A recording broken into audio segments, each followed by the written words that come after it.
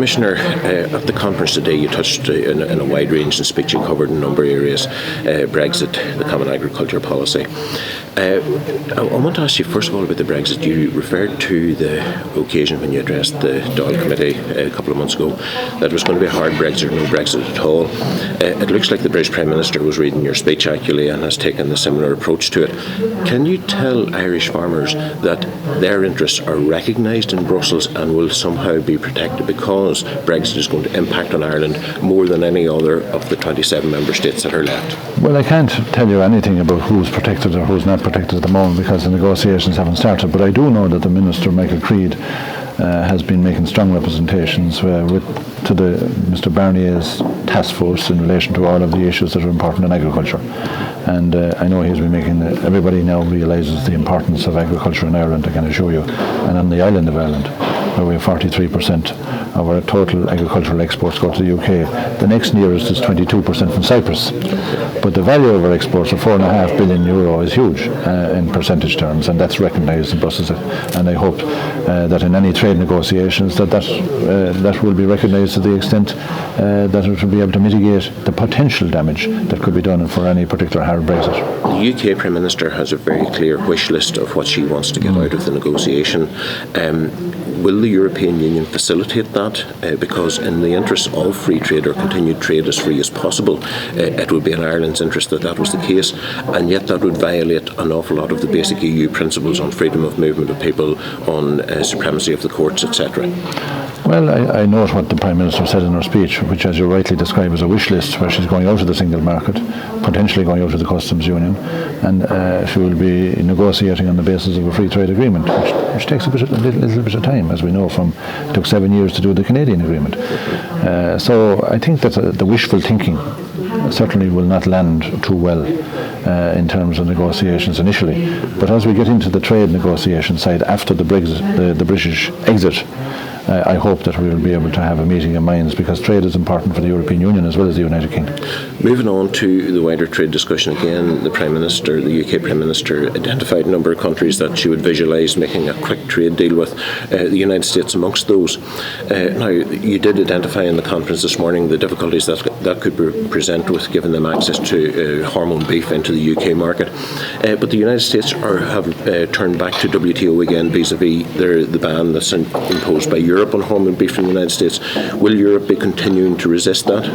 Well, first of all, it's important that the European Union food standards are maintained, and in any agreement between the United Kingdom and the United States, if they reach an agreement, we have the British farmer will be very conscious, and the British consumer will be very conscious about the standards of food that they're eating. British farmers will find it difficult to export to the European Union countries if they don't have and not able to meet the EU standards. So it's a big issue for them as much as it is for the European Union. In relation to the existing MOU that we have for hormone-free beef, or hormone beef, certainly the United States have been very critical of the way that this particular deal that they negotiated and agreed to has been implemented in their respect. And as you saw before Christmas, the beef associations in the United States now have triggered this particular mechanism of trying to threaten retaliation and reopen this particular discussion.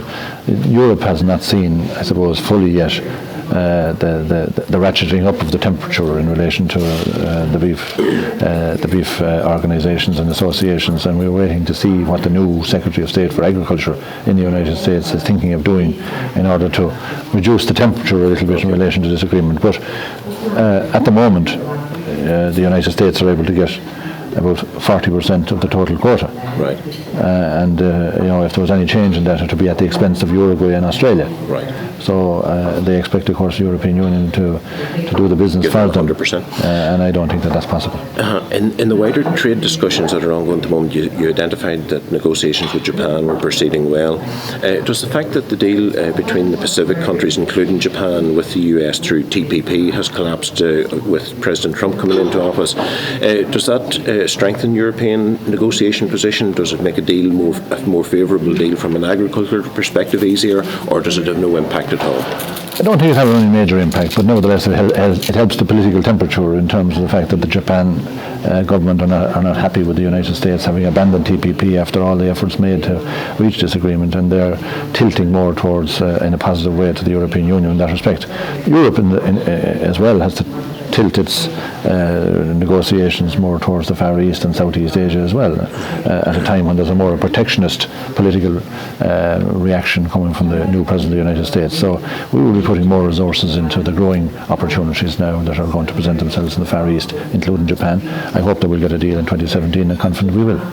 Finally, another issue that you'll be dealing with in 2017, you alluded this morning to the fact that a consultation is about to start in it. The Common Agricultural Policy, the ink doesn't seem to be dry in the last one, and we're getting ready to negotiate the next one.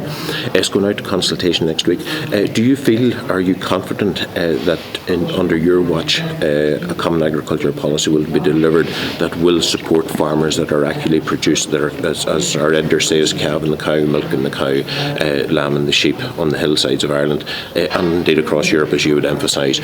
Are you confident that we will be able to have a Common Agricultural Policy that is better focused on delivery for them?